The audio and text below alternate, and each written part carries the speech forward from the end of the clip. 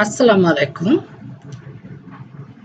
ঢাকা কলেজের ব্যবস্থাপনা বিভাগ কর্তৃক আয়োজিত MBA বিজনেস রিসার্চের ইন্ট্রোডাকশন ক্লাসে সবাইকে স্বাগত। সাথে আছি আমি সাবিনা তাসমিন, সহকারী অধ্যাপক, ব্যবস্থাপনা বিভাগ, ঢাকা কলেজ। প্রিয় শিক্ষার্থী, আশা করছি তোমরা বাসায় আছো, ভালো আছো, নিরাপদে আছো। আজ আমি তোমাদের বিজনেস রিসার্চের প্রথম অধ্যায়ের সূচনা পর্ব নিয়ে আলোচনা করব। আমরা প্রথমে একটি স্লাইড দেখে নিই। এই স্লাইডে দেখা যাচ্ছে পৃথিবীর উপর একটি প্রশ্নবোধক চিহ্ন আছে। তো এই ছবিটা আমি স্লাইডের কারণে দিচ্ছি, আমার মনে হয়েছে পৃথিবীটাই একটা প্রশ্ন, যে পৃথিবী কি, কে আবিষ্কার করলো, কেন করলো, কিভাবে করলো, এভাবে মিলে পৃথিবীটাই একটি বিরাট কোশ্চেন। আজ আমরা বিজনেস রিসার্চের প্রথম অধ্যায় নিয়ে আলোচনা করব। প্রথমে আমরা আলোচনা করব হোয়াট ইজ রিসার্চ, যে গবেষণাটা কে।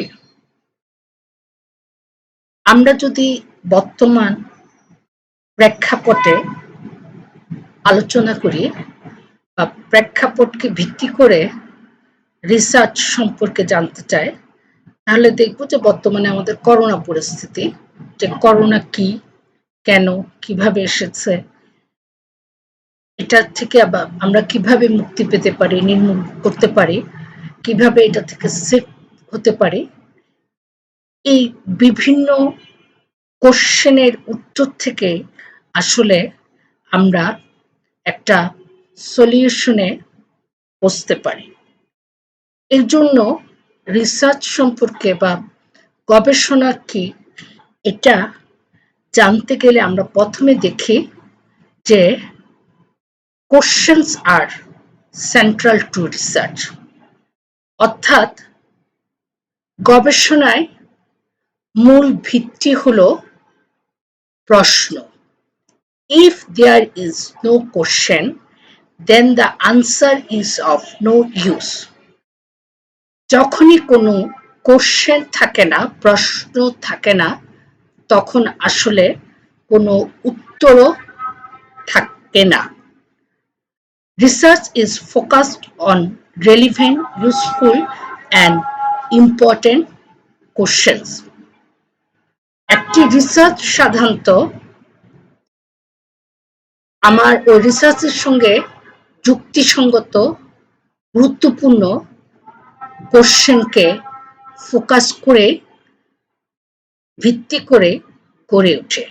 Without a question, research has no focus, drive or purpose.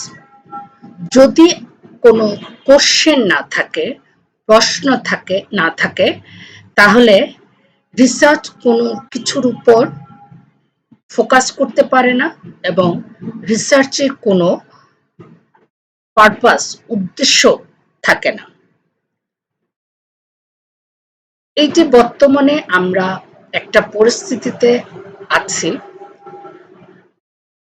যে করোনা কি, কোত্থেকে এসেছে, কিভাবে আমরা এটা থেকে নির্মূল পেতে পারি, এই সবগুলো কিন্তু একটা প্রশ্ন।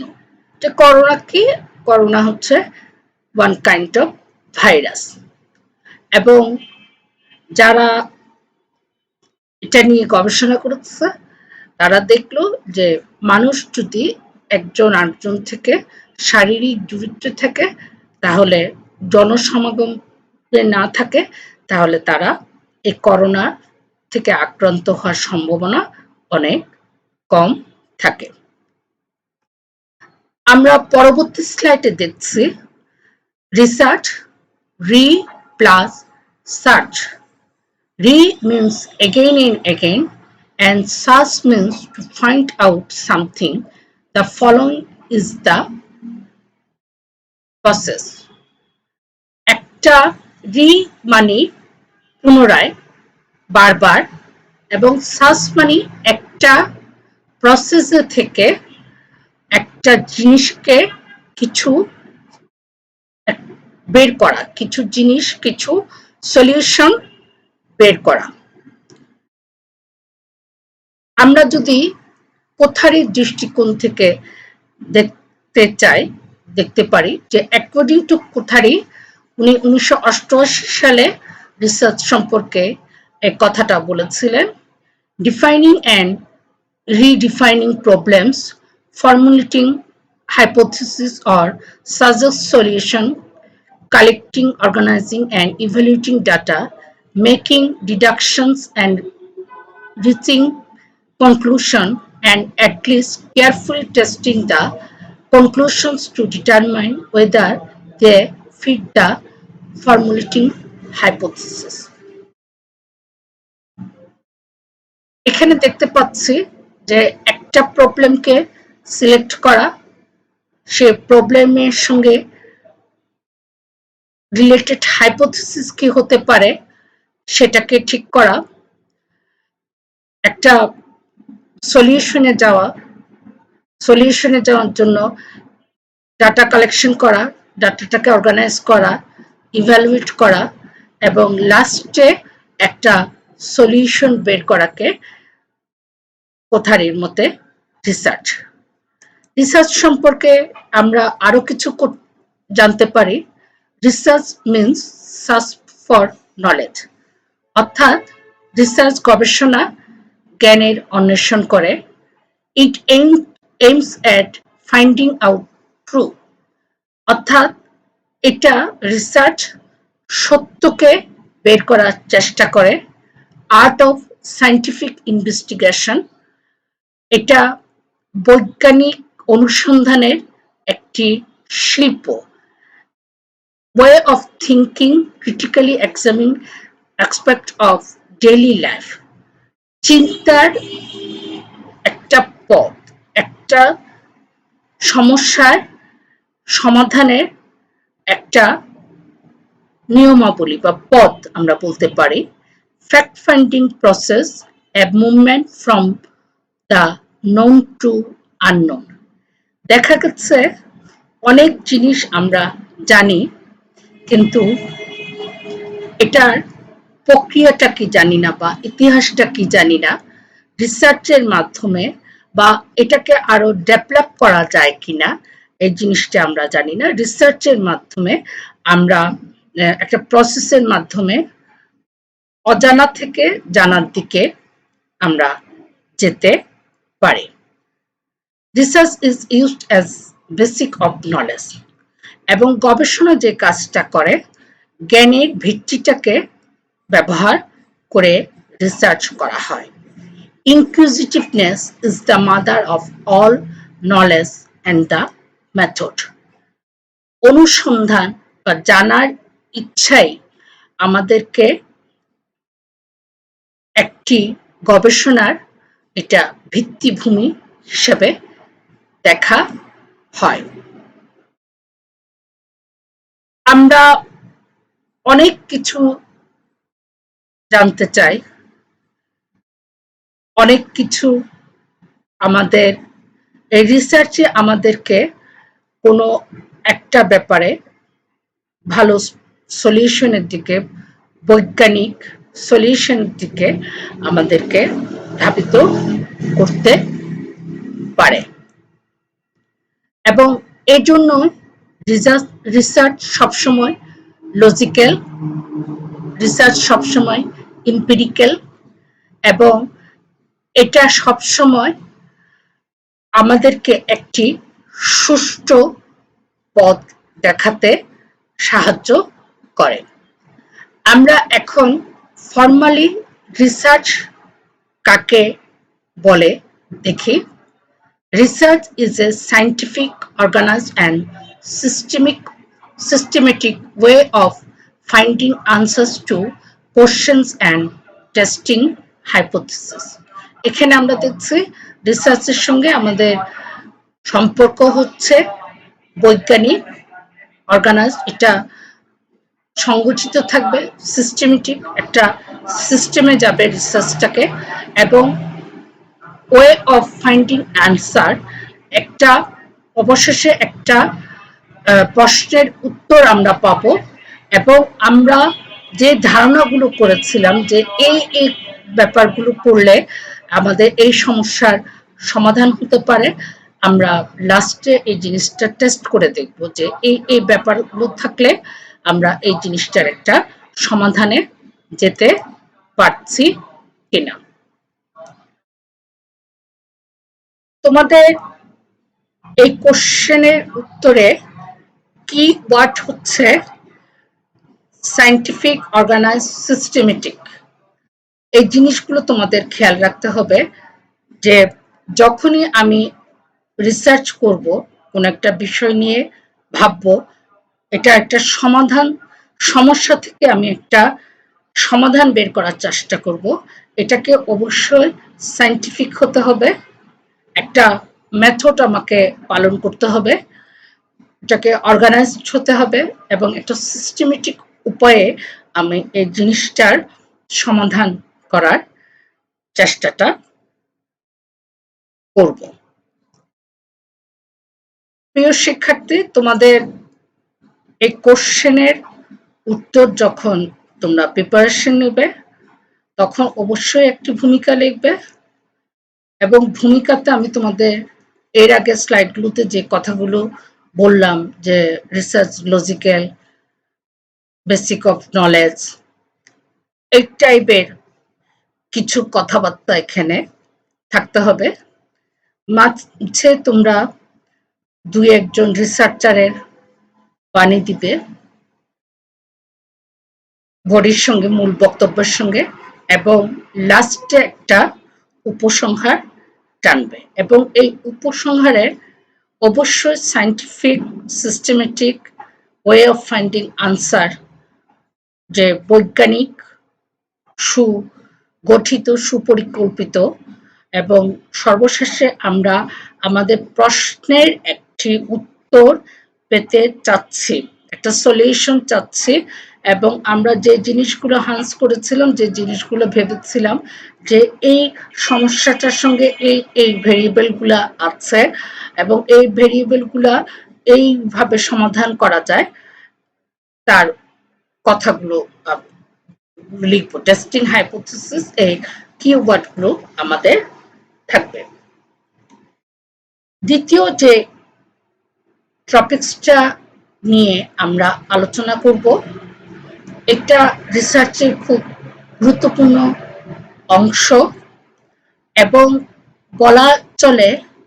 বলা যায় বা বললেও ভুল হবে না যে এই অবজেক্টিভসটাই কিন্তু পুরা রিসার্চটাকে ধাবিত করে। এই অবজেক্টিভসটার উপর ভিত্তি করে আমি পুরা রিসার্চটা কিন্তু চালিত হয়ে থাকে। অবজেক্টিভসের মূল কথা হলো, প্রথমে আমরা দেখব যে the objectives of research is to find the answers to certain questions through the application of scientific procedures. অবজেক্টিভসের প্রথমত মূল উদ্দেশ্যটা, মূল ব্যাপারটা হচ্ছে যে আমি একটা সমস্যার, একটা প্রশ্নের সমাধান করব একটি বৈজ্ঞানিক পদ্ধতিতে, এবং এই অবজেক্টিভসটার মাধ্যমে আমরা জানতে পারবো what the researcher is going to do, hire and for what purpose. একটি অবজেক্টিভসটা দেখলে আমরা বুঝতে পারবো যে রিসার্চার কি করতে চাচ্ছে, কোথায় করতে চাচ্ছে, এবং তার উদ্দেশ্যটা কি, এটা করার উদ্দেশ্যটা কি। Realistic considering the local conditions, এবং এটা আমার দেশের জন্য বা আমি যে দেশে বসবাস করি বা বিশ্বের জন্য কতটুকু দরকারি। The objective include obtaining answers to research questions or testing the research hypothesis. এই অবজেক্টিভস এর মাধ্যমে আমরা একটি রিসার্চ কোশ্চেনের উত্তরটা পেতে পারি, অথবা আমরা যে হাইপোথিসিসটা তৈরি করব এই হাইপোথিসিসের সঙ্গে এটার টেস্টটা আমরা করতে পারি। এখানে একটি কথা খুবই গুরুত্বপূর্ণ। অবজেক্টিভ সাধারণত রিসার্চ টাইটেলকে ফোকাস করে। আমার রিসার্চ টাইটেল যা থাকবে তার উপর ভিত্তি করে কিন্তু আমার অবজেক্টিভসটা হবে, এবং ওটার উপরই ভিত্তি করে, রিসার্চ টাইটেলের উপরই ভিত্তি করে আমরা জানতে পারবো যে এই রিসার্চার কি করতে চাচ্ছে, কোথায় করতে চাচ্ছে, কেন করতে চাচ্ছে, কিভাবে করতে চাচ্ছে। এবং রিসার্চ টাইটেলের উপরে নির্ভর করে হাইপোথিসিসটা কি হবে, ডাটা কালেকশনটা কিরকম ভাবে হবে, ডাটা অ্যানালিসিসটা কিরকম ভাবে হবে, সমস্ত ব্যাপার কিন্তু এখানে নির্ভর করবে। আমরা এখানে আরেকটু দেখি যে research objectives focus the study, আমরা একটু আগে বলেছি। ডেভেলপমেন্ট অফ মেথোডোলজি, আমরা কি মেথডে আমার জিনিসটা, আমার সমস্যার সমাধান করব এটা জানতে পারবে, বুঝতে পারবো। ইনফরমেশন টু বি কালেক্টেড, কিভাবে আমার ডাটাটা কালেকশন হবে, কিভাবে আমি ডাটাটা কালেকশন করব। To identify and describe the variable of study, এই সমস্যায় কি কি চলক আছে এবং এই চলককে বর্ণনা করা, এবং এই চলকের সাথে আমরা কিভাবে আমাদের সমস্যাটার সম্পর্ক আছে তা বের করতে পারবো।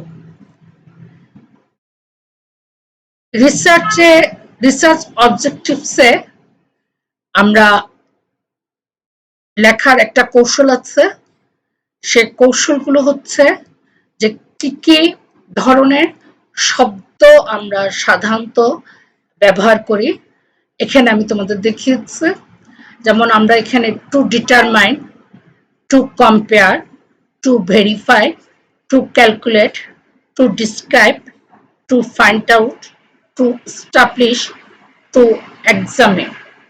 সাধারণত রিসার্চ অবজেক্টিভস যখন লেখা হয় তখন এই শব্দগুলো, এই টাইপের শব্দগুলো ব্যবহার করা হয়, যে টু ডিটারমাইন, যে নির্ধারণ করা, টু কম্পেয়ার, তুলনা করা, টু ভেরিফাই, যে একটা জিনিস বর্তমানে আছে, এখানে কিছু সমস্যা আছে, সেই সমস্যার সঙ্গে এটাকে কতটুকু এটা কার্যকরিতা দেখা। টু ক্যালকুলেট, টু ডিসক্রাইব, বর্ণনা করা, টু ফাইন্ড আউট, খুঁজে বের করা, টু স্টাবলিশ, একটা জিনিস স্টাবলিশ করা, টু এক্সামিন, একটা জিনিস পরীক্ষা করে দেখা। এই শব্দগুলো সাধারণত ব্যবহার করা হয়। এরপরে আমরা দেখব যে একটা গুড রিসার্চ অবজেক্টিভসে কি কি থাকতে পারে। এখানে আমি একটা লাইনের মাধ্যমে দেখেছি, এখানে লাস্ট একটি ওয়ার্ড আছে, যে ওয়ার্ডটি তোমরা খুবই পরিচিত। A well worded objective will be smart. এবং ঢাকা কলেজের স্টুডেন্টদের এই কথাটা আমরা বলতে পারি যে ঢাকা কলেজের স্টুডেন্টরা স্মার্ট। তো এই স্মার্ট শব্দটা কি আমরা এখানে দেখব। এখানে এস দিয়ে বুঝিয়েছে স্পেসিফিক, এম দিয়ে বুঝিয়েছে মেজারেবল, এ দিয়ে বুঝিয়েছে অ্যাটেন্টেবল, আর দিয়ে রিয়েলিস্টিক, টি দিয়ে টাইম বাউন্ড। একজন রিসার্চারের জন্য এটা খুবই গুরুত্বপূর্ণ যে তাকে একটি সমস্যা স্পেসিফিক করতে হবে, নির্দিষ্ট করতে হবে। সমস্যা যদি স্পেসিফিক করা না যায়, রিসার্চের কাজটা করা যাবে না। আমাকেই জানতে হবে যে আমি কি করতে চাচ্ছি, কেন করতে চাচ্ছি, কিভাবে করতে চাচ্ছি, এবং এটা আমাকে খুব স্পেসিফিক ভাবে আমাকে জানাতে হবে যে আমি এই কাজটা করতে চাচ্ছি। এরপরে সেকেন্ড হচ্ছে এম, মেজারেবল, এবং এটাকে আমি পরিমাপ করতে পারবো কিনা। এটাকে আমি আমার বর্তমানে যে ভেরিয়েবল আছে সেই ভেরিয়েবলের মাধ্যমে আমি এটা পরিমাপ করতে পারবো কিনা। এরপরে হচ্ছে অ্যাটেন্টেবল, এটাকে আমি প্রথমত এটার সঙ্গে আমার খুব অ্যাটাচ থেকে কাজটা করতে হবে। ডাটা কালেকশন থেকে শুরু করে ডাটা অ্যানালাইসিস সব কাজ আমাকে করতে আমি পারবো কিনা। কারণ দেখা যাচ্ছে যে আমি যখন ডাটা কালেকশন করতে গেলাম তখন দেখা গেল যে এমন কিছু ভেরিয়েবল বা সাক্ষাৎকারকারীর থেকে আমি এমন কিছু ইনফরমেশন পেতে পারি যেটা আমার রিসার্চের কাজে ভালো কাজ করতে পারে। কিন্তু দেখা যাচ্ছে যে আমি যদি অন্য কারো মাধ্যমে ডাটা কালেকশন করি তাহলে দেখা যাচ্ছে যে আমি এই জিনিসগুলো থেকে বঞ্চিত থাকতে পারি। আর হচ্ছে রিয়েলিস্টিক, এটা অবশ্যই সত্য ঘনিষ্ঠ, জীবন ঘনিষ্ঠ হতে হবে। বিজনেস রিসার্চ থেকে শুরু করে সমস্ত কিছু সবসময়ের জন্য আমাদের সমাজের একটি অংশ, এবং আমরা যে কাজই করি না কেন এটা অবশ্যই সমাজের উন্নয়নের জন্য করতে হবে। তো এজন্য দেখা যাচ্ছে যে একটি জিনিস যদি বাস্তবসম্মত না হয়, অলীক কল্পনা যুক্ত হয়, তাহলে এটার গবেষণা খুব বেশি সাকসেসফুল হবে না বা সমাজের উপকারে আসবে না। এবং লাস্টে দেখা যাচ্ছে টি, টাইম বাউন্ড। টাইম বাউন্ড বর্তমানের একটি সমস্যা, যেমন আমরা যদি করোনাকে নিয়ে বলি, এটার সমাধান কিন্তু যত তাড়াতাড়ি করা যায় তত তাড়াতাড়ি মঙ্গল। কারণ আমি যদি মনে করি যে আমি এবছর করব না সামনের বছর করব, হয়তো সামনের বছর করোনা পরিস্থিতি আরো খারাপ হয়ে যেতে পারে বা নাও থাকতে পারে। তাহলে প্রত্যেকটা রিসার্চে আমার টাইমিংটা ঠিক রাখাটাও কিন্তু একটি গুরুত্বপূর্ণ ব্যাপার রিসার্চারের জন্য। আমি কি এটার জন্য 1 বছর সময় নিব, 2 বছর সময় নিব, নাকি 5 বছর সময় নিব? এবং আমাকে কিন্তু দেখতে হবে যে 5 বছর পর আমি যখন আমার রিসার্চের সলিউশনটা দেব, এই সলিউশনটা আমার জনগণের জন্য কতটুকু উপকারী হচ্ছে বা কতটুকু পজিটিভ হচ্ছে। দেখা গেল যে আমার রিসার্চটা খুবই ভালো ছিল, প্রত্যেকটা যে স্পেসিফিক ছিল, মেজারমেন্ট করা গেছে বাস্তবসম্মত, কিন্তু ওটা অনেক দীর্ঘসূত্রতার কারণে এটার আমি কোনো ভালো ফল পেলাম না। তো এই জন্য দেখা যাচ্ছে যে রিসার্চে আমি কতটুকু সময় নিব এই জিনিসটাও কিন্তু আমার জন্য important. Need of research objectives. কেন রিসার্চ অবজেক্টিভসকে আমরা এত জোর দিয়ে থাকি রিসার্চ অবজেক্টিভস এর উপর? এখানে দেখো যে the formulation of research objectives will help researcher to focus on the study with clearly defined objectives. Research objectives থাকার ফলে রিসার্চারের পক্ষে সম্ভব হয় যে কোন জিনিসটার উপর সে কাজ করছে তাকে ফোকাস সে করতে পারে। To avoid the collection of data strictly necessary for understanding and solving problem that he or she has defined. আমাদের চারপাশে অনেক ধরনের ডাটা থাকে, অনেক ধরনের সমস্যা থাকে।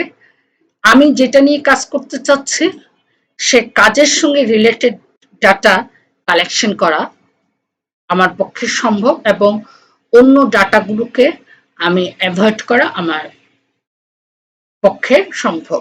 কারণ রিসার্চ অবজেক্টিভ আমার কি উদ্দেশ্যে আমি কাজটা করতে চাচ্ছি এই উদ্দেশ্যের সঙ্গে যোগ করে আমি আমার ডাটাটাকে কালেকশন করব এবং বাকি ডাটাটাকে আমি অ্যাভয়েড করব। The formulation of objective organize the study in clearly defined parts or phrase. Research objectives সাহায্য করে সংগঠিত করতে যে কোন জিনিসগুলোর উপর আমি জোর দিব এবং কোন জিনিসগুলোকে আমি অ্যাভয়েড করব।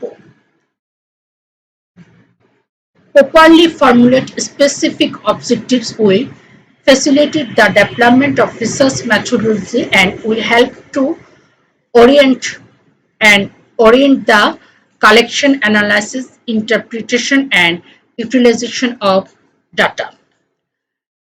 Research objectives থাকলে আমরা এই মেথডোলজি কি মেথডে আমরা এই জিনিসটা সমাধান করব এটা আমরা জানতে পারি।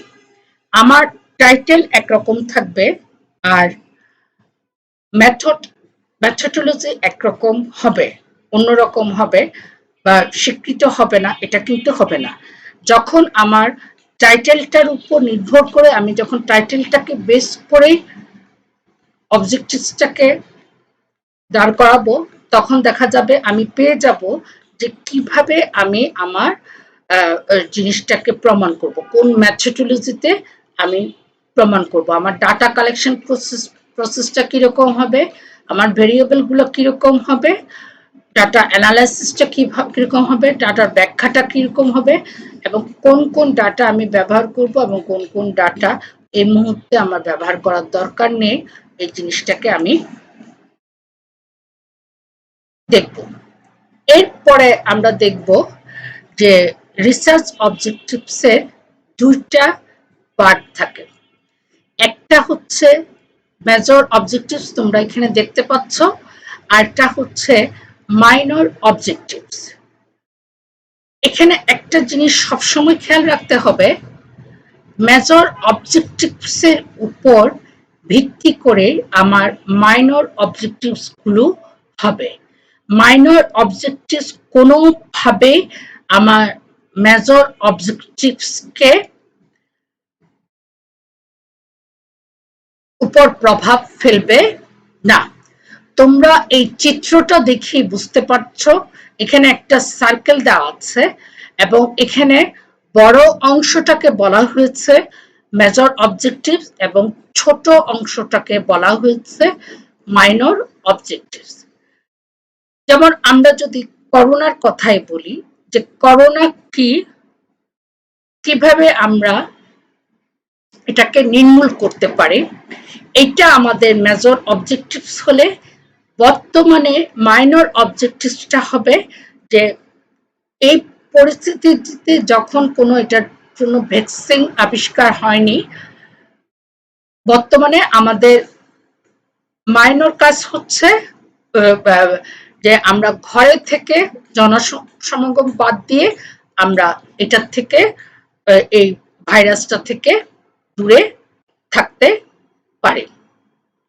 তোমাদের যখন প্রশ্নের প্রিপারেশনটা নেবে এই জিনিসটা, এই কিওয়ার্ডটা তোমাদের সবসময় মনে রাখতে হবে যে কোনোভাবে মাইনর অবজেক্টিভস মেজর অবজেক্টিভস থেকে গুরুত্বপূর্ণ হবে না।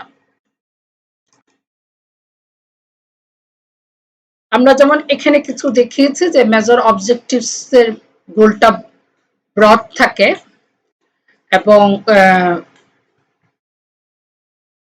খুব সংক্ষিপ্ত থাকতে পারে।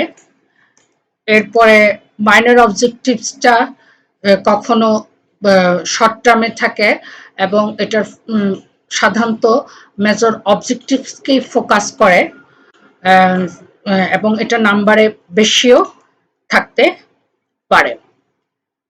তোমাদের যদি কোনো কোশ্চেন থাকে কমেন্ট বক্সে লিখবে, আমি পরবর্তীতে চেষ্টা করব এটা সলিউশন করতে। তোমরা অবশ্যই বাসায় থাকবে। আমরা ইনশাল্লাহ খুব তাড়াতাড়ি ক্লাসে ফিরে আসব। সবাইকে ধন্যবাদ, সবার জন্য শুভকামনা, সবার কল্যাণ কামনা।